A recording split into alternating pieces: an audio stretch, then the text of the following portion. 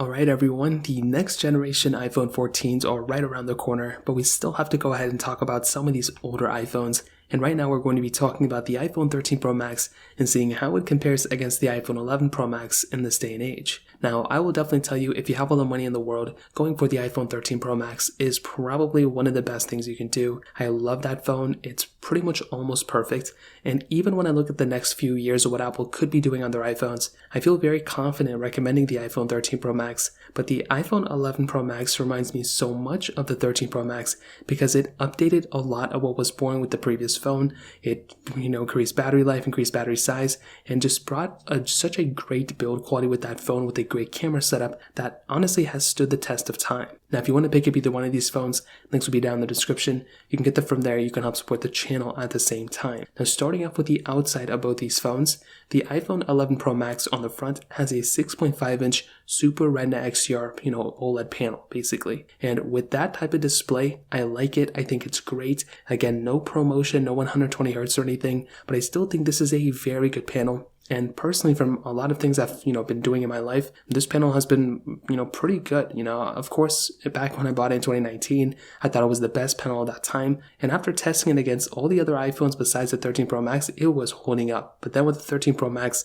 this panel on the front with its 6.7-inch Super Retina XDR OLED panel is taking it up an even bigger notch. So for one, the panel is a little bit different because there are flat sides on the 13 Pro Max versus the curved side on the 11 Pro Max. And because of that, you're kind of getting this better, less bezel around the whole entire display. That's kind of the best way to put it. On top of that, the notch on the 13 Pro Max is a little bit smaller in size as well. It's still kind of the same thing, but it's a little bit more smaller. But, Apple doesn't really take advantage with that notch, with the more screen real estate. So there's really not even a point of having it smaller, to be honest. They both have lightning ports at the bottom, but like I mentioned, you are getting that flat side on the 13 Pro Max, but it's weird because the 11 Pro Max does kind of feel like the thinner phone because you're always feeling the thickest points on the 13 Pro Max. On the 11 Pro Max, that's not really, the case in my opinion. Now on the back, we have frosted glass backs on both. So realistically speaking, if you're kind of, rubbing the back of these phones, they're going to feel roughly the same, but I will say the 11 Pro Max is frosted glass back. For some reason, I don't know why, the whole entire 11 Pro series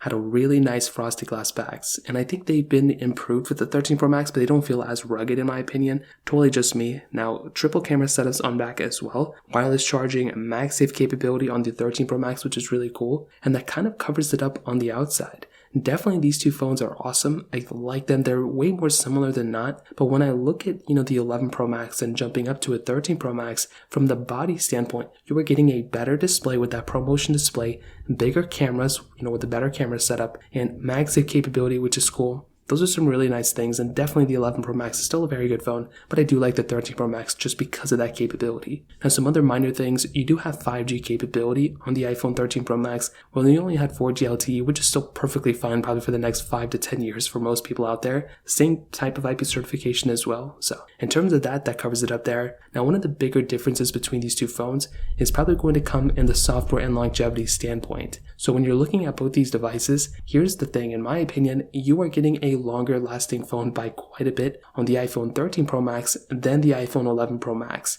Now, is this a crazy big deal? Honestly, not really. I think these two phones are going to last, a long time regardless. But if you wanted the longer lasting phone, the 13 Pro Max is the better way to go. From all the rumors that have been coming out about the iPhone 14s and those having an Apple A15 Bionic chip, these iPhones could end up becoming one of those devices that's probably going to make the most amount of sense that it's going to last the longest. Again, is it a guarantee? Probably not, but it's still one of those things to keep in mind at the end of the day. So I would assume that the iPhone 11 Pro Max is probably going to end off maybe iOS 19 or iOS 18, something like that. The 13 Pro Max could last until like iOS 20 or 21. So when it comes down to that, and when you start looking at those numbers, that's a pretty big difference between these two. So definitely keep that in mind. Now, I did completely gloss over the cameras just because I just got so in tune with how long these phones are going to last. So like I mentioned, triple camera setups on both, and they can relatively do the same thing. They pretty much have that wide, ultra-wide and telephoto lens. They both have wide-angle lenses on the front, 4K at 60 on both the front and the back of both these phones. So really cool things to keep in mind. I mean, that's awesome that this type of phone has that type of capability, and I love this phone for having that. But I will say with the 13 Pro Max, you are getting a much better camera. But with the 11 Pro Max,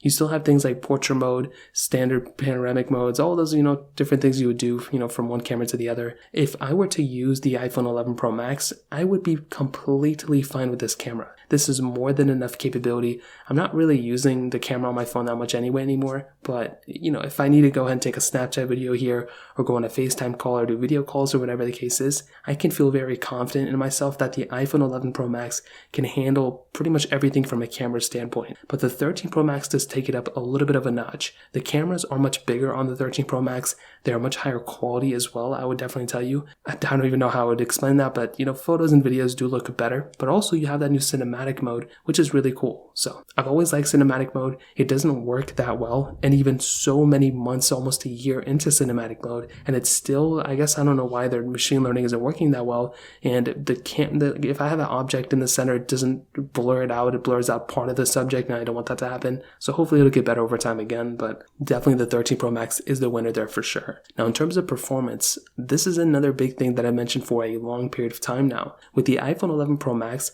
that Apple A13 Bionic chip inside of that device with 4 gigabytes of RAM is still very good. With the 13 Pro Max, you are getting an upgraded, pretty much Apple A15 Bionic chip inside with 6 gigabytes of RAM. So you're getting more RAM on the 13 Pro Max, and you're getting a newer, higher quality chipset essentially. Now, realistically speaking, anything I've kind of done with the iPhone 11 Pro Max when it comes down to standard uses and, comparing it against all the iPhones that have came out around it, as well as playing intensive games even up until now on iOS 16, it's been doing a great job. It really hasn't been that slow. There's been glitches here and there. There's been, glitched frames if I'm playing it in a massive intensive game, but that is honestly expected. When you have a game or when you have a phone like the 11 Pro Max, it's a little bit dated and it doesn't have the most amount of RAM from any iPhone anymore. And I will tell you, the best thing about having an older phone now is, especially if you're trying to play super intensive games, is that a lot of these games you can tune out the graphics. So if they're, if you're having lots of issues, just turn the graphic profile down and you can save, we'll probably get a completely fast phone. I mean, my iPhone 6S, for example, there's a Genshin Impact can play on that game, on that phone, and it's not the latest phone. So the 11 Pro Max will still be perfectly fine. The 13 Pro Max though, I mean, this is the fastest iPhone and still one of the fastest iPhones you can buy for the next few years. So if you're planning on using this phone for like the most demanding things,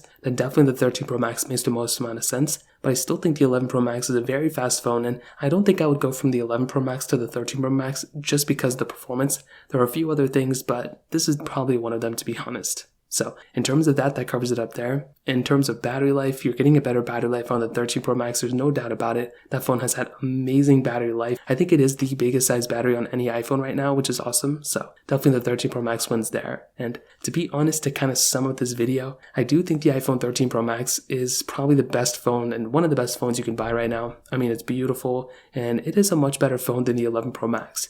But I love the iPhone 11 Pro Max as well, and I don't know if I would go from an 11 Pro Max to the 13 Pro Max right now. I would probably recommend waiting out until the 14s come out, and then after that, once the 14s come out, buying an iPhone 13 Pro Max in the used market or certified refurbished market. But I think the 11 Pro Max is still a very, very good phone. You cannot go wrong with keeping that phone either, and honestly, this is a phone that if I were still using, I don't feel like I would even feel like I'm missing out on too much, to be honest. So in terms of that kind of covers it up. If you have any other thoughts or questions, let me know in the comment section below. Hit the like button, that would mean so much, but definitely hit that subscribe button. More importantly than everything else, I love every single one of you guys. Hopefully I'll catch you guys in the next video. Peace out till then.